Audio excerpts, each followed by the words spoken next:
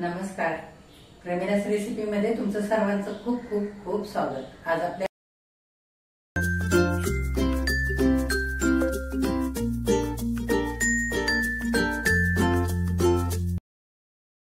आज आपण प्रेमिलास रेसिपीमध्ये नाश्त्यासाठी दुधीच्या मस्त अशा कुरकुरीत टिक्की तयार करतोय.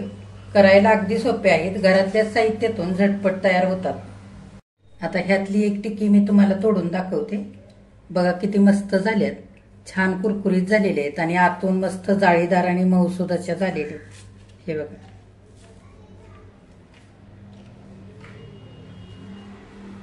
आता आपण लगेचच रेसिपीला सुरुवात करूया. आता आपल्याला कुरकुरीत दुधीचा नाश्ता तयार करण्यासाठी इथं मी कोवळा दुधी घेतलाय. हा दुधी अर्धा किलो घेतलेला आहे, तर ह्यातला मी अर्धा दुधी इथे घेणार आहे. तर दुधी आपण अर्धा कापून घेऊया. स्वच्छ धुवून घेतलाय दुधी.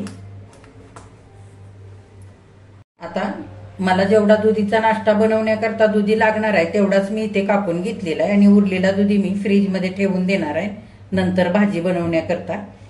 जर तुम्ही इथे मोठा दुधी घेतला असेल आणि अर्धाच तुम्हाला वापरायचा असेल आणि नंतर 2 ते 3 दिवसानंतर भाजी करता उरलेला दुधी जर वापरायचा असेल तर दुधी फ्रीज मध्ये ठेवल्यानंतर छान असा ताजा राहण्याकरता, न सुकण्याकरता आणि कापलेल्या बाजूकडे काळपट न होण्याकरता काय करायचं ते मी तुम्हाला सांगते.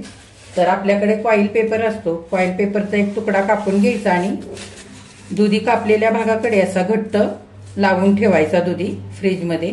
म्हणजे 3 ते 4 दिवस दुधी असा छान ताजा राहतो आणि 2-3 दिवसांनी आपल्याला भाजी करता वापरता येतो. तर ही छान अशी एक टीप आहे, तर जरूर तुम्ही ह्या टिपचा वापर करून बघा. हे बघा, सर्वांच्याकडे असा फॉइल पेपर असतो असं काही नाहीये. आपल्याला जर लागत असेल तरच हा फॉइल पेपर आपण बाजारातून विकत आणत असतो. तर आपण कधी कधी बाहेरून खाण्याचा एखादा पदार्थ विकत आणतो, त्यावेळेला अशा पेपरमध्ये तो पदार्थ बांधून दिला जातो. तर असे पेपर साठवून ठेवले तरी सुद्धा आपल्याला उपयोगी पडतात. हा पेपर फार खराब झालेला असेल तर थोडासा निरमा टाकून स्वच्छ पाण्याने धुवून हा पेपर चांगला उन्हामध्ये कडकडीत वाळवून घ्यायचा आणि घडी घालून ठेवून द्यायचा, म्हणजे आपल्याला उपयोगी आणता येतो. तर असाच पेपर मी हा साठवून ठेवलेलाच इथे वापरलेला आहे. आता दुधीची आपण चांगली अशी साल काढून घेऊया. दुधी इथे नाश्त्यासाठी वापरताना कोवळाच दुधी वापरायचा. फार अगदी बिया तयार झालेला निबर दुधी वापरायचा नाही. जर तसा दुधी तुमच्याकडे असेल तर सगळ्या बिया आतल्या काढून मग दुधी खिसून घ्यायचा. आता साल काढून झाली, दुधी खिसून घेऊया. आता इथे मी दुधी सगळा खिसून घेतलेला आहे. आता आपण मिरचीचा ठेचा तयार करूया. इथे कमी तिखट 2-3 मिरच्या मी घेतल्यात, खलबत्त्यामध्ये घेऊया. तुमच्या आवडीप्रमाणे मिरच्या घेऊ शकता. 3 लसूण पाकळ्या आणि थोडंसं आलं साल काढून स्वच्छ धुवून घेतलंय. चांगलं बारीक असं कुटून घेऊया. मिरचीचा ठेचा छान आता बारीक झालेला आहे. तुम्ही मिक्सरवरती सुद्धा बारीक असा करून घेऊ शकता. काढून घेऊया.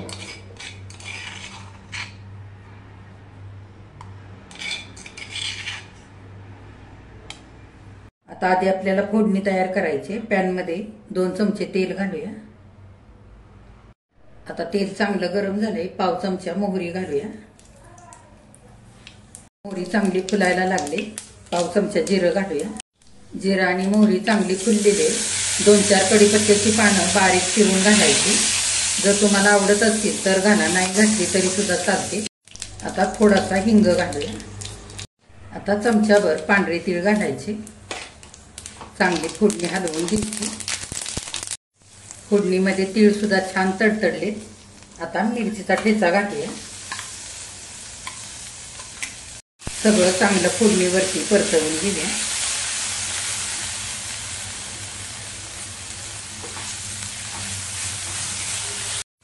तेलावरती मिनिटभर चांगला ठेचा परतवून घेतलेला आहे.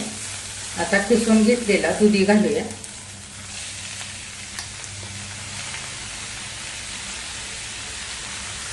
फोडणीवरती आपल्याला छान 2 मिनिटं चांगला परतवून घ्यायचा आहे.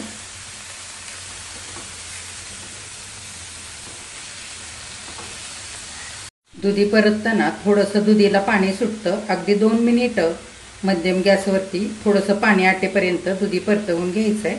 आपल्याला नंतर पाण्यामध्ये चांगला शिजवून घ्यायचा आहे. आता 2 मिनिटानंतर दुधीतलं बऱ्यापैकी पाणी आटलेलं आहे. थोडीशी कोथिंबीर स्वच्छ धुवून बारीक चिरून घेतली ती घालूया. आवडीनुसार तुम्ही इथे कोथिंबीर घालू शकता. थोडीशी जास्त घातली तरी सुद्धा छान लागते. आता कोथिंबीर घातलेली सगळी चांगली मिसळून घेऊया.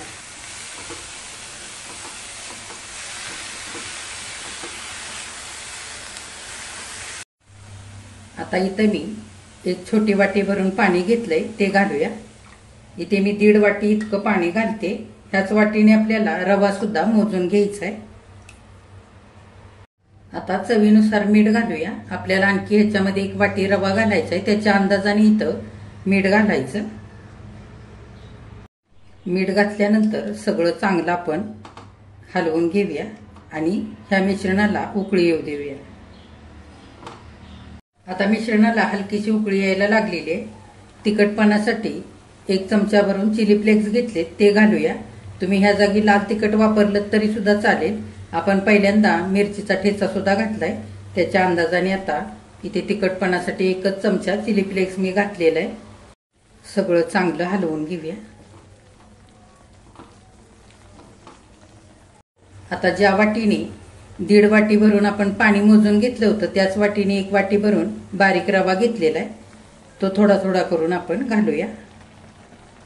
थोडा थोडा असा घालायचा म्हणजे चांगला हलवून घेता येतं आणि गुठळ्या होत नाहीत. उरलेला रवा सुद्धा आपण घालून घेऊया.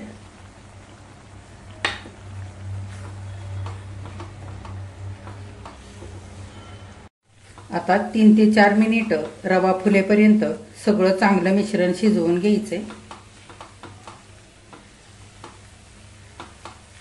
हे बघा 3-4 मिनिटं सगळं मिश्रण चांगलं मी असं हलवून परतवून घेतलंय. रवा सुद्धा इथे फुललेला आहे आणि मिश्रण पॅन सोडायला लागलेलं आहे. ह्या पद्धतीने असं मिश्रण छान शिजवून घ्यायचंय सगळं. आता सगळं मिश्रण चांगलं शिजलेलं आहे. गॅस बंद करूया. आता शिजवून घेतलेलं मिश्रण सगळं आपण ताटामध्ये काढूया. ताटाला मी थोडंसं तेल लावून घेतलेलं आहे.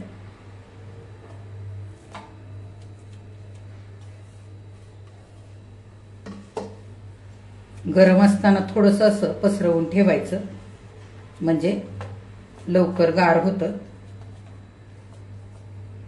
थंड झाल्यानंतर आपण ह्याचा नाश्ता तयार करूया. आता 10 मिनिटांकरता सारं मिश्रण असं पसरवून थंड करून घेऊया. 10 मिनिटं झालेले सगळं मिश्रण चांगलं थंड झालंय.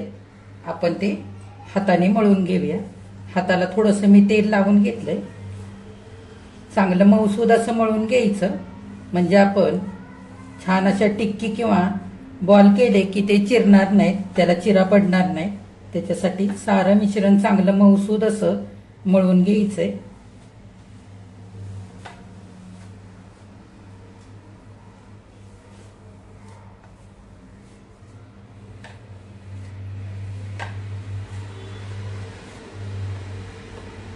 आता इथं मी 4-5 मिनिटं सगळं मिश्रण चांगलं मऊसूद असं मळून घेतलंय. आता आपण ह्याच्या टिक्की तयार करूया. तुम्ही गोल करू शकता किंवा चपट्या टिक्की सुद्धा तयार करू शकता तुमच्या आवडीप्रमाणे. असं छान गुळगुळ हलक्या हाताने अशा छोट्या छोट्या टिक्की तयार करायच्या.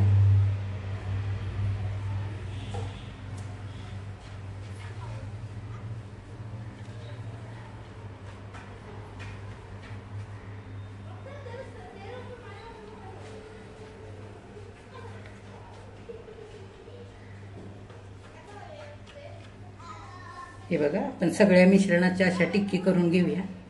हे बघा इथे आता दुधीच्या साऱ्या टिक्की तयार झालेल्या आहेत. आता लगेच ह्याला आपण तळून घेऊया. अशा दुधीच्या टिक्की तुम्ही बिना तळता जास्तीच्या करून ठेवू शकता. हवाबंद डब्यामध्ये भरून फ्रीजमध्ये ठेवायच्या म्हणजे 2 ते 3 दिवस आरामात टिकतात. पाहिजे तेव्हा तुम्ही ह्या तळून खाऊ शकता. आता इथे मी टिक्की तळून घेण्यासाठी तेल कढईमध्ये गरम करण्यासाठी ठेवलेलं आहे. तेल चांगलं गरम झालेलं आहे. गॅस मी मोठाच ठेवलेला आहे. टिक्की तळण्यासाठी घालताना गॅस मोठा ठेवायचा आणि मावतील तेवढ्या टिक्की घालून घ्यायच्या तेलामध्ये.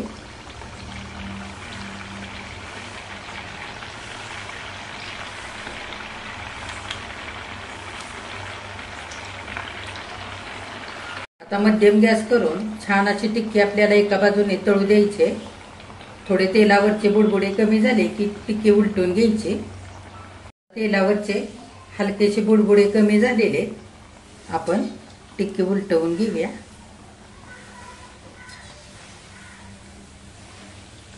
असे हलक्या हाताने उलटवून घ्यायचे आणि दोन्ही बाजूने मस्त कुरकुरीत होईपर्यंत सोनेरी रंगावरती छान असे तळून घ्यायचे.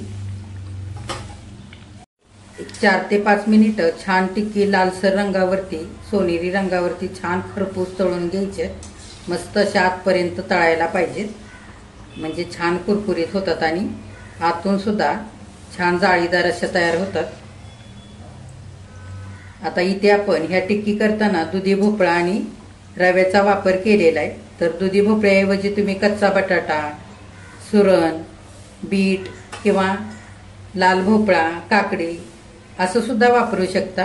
आणि रव्याच्या ऐवजी आपण घरामध्ये भाकरी करण्याकरता तांदळाचं पीठ दळून आणतो, ते तांदळाचं पीठ सुद्धा वापरून तुम्ही ह्या टिक्की बनवू शकता. हे बघा 4-5 मिनिटांनंतर टिक्की तेलावरती तरंगायला लागलेले, म्हणजे छान अशा आपल्या आतपर्यंत ह्या टिक्की तळलेल्या आहेत. आता आपण काढून घेऊया. मस्त सोनेरी रंग आलेला आहे.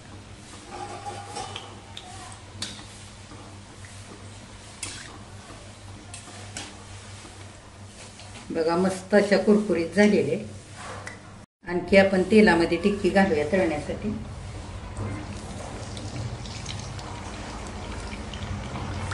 आता दुसऱ्यांदा घातलेल्या सुद्धा छान अशा सोनेरी रंगावरती साऱ्या टिक्की तळलेल्या आहेत. काढून घेऊया आणि उरलेल्या सगळ्या टिक्की ह्याच पद्धतीने तळून घेऊया. हे बघा नाश्त्यासाठी दुधीच्या टिक्की इथे करून तयार झालेले. किती मस्त झाल्यात बघा, छान कुरकुरीत झालेले आहेत आणि चवीला पण खूप भारी झालेले. तर नाश्त्यासाठी तुम्ही अशा टिक्की जरूर करून बघा. ह्या दुधीच्या टिक्की तुम्ही अशा कोथिंबीर पुदिन्याच्या हिरव्या चटणीसोबत खाऊ शकता, दह्यासोबत खाऊ शकता, नुसत्या खायला सुद्धा खूप मस्त लागतात. दुधी आणि रवा वापरलेला असल्यामुळे ह्या छान अशा पौष्टिक सुद्धा टिक्की झालेले आहेत. तर जरूर तुम्ही ह्या टिक्की करून बघा नाश्त्यासाठी. तुम्ही केल्यानंतर त्या कशा झाल्यात ते कमेंट करून सांगायला अजिबात विसरू नका.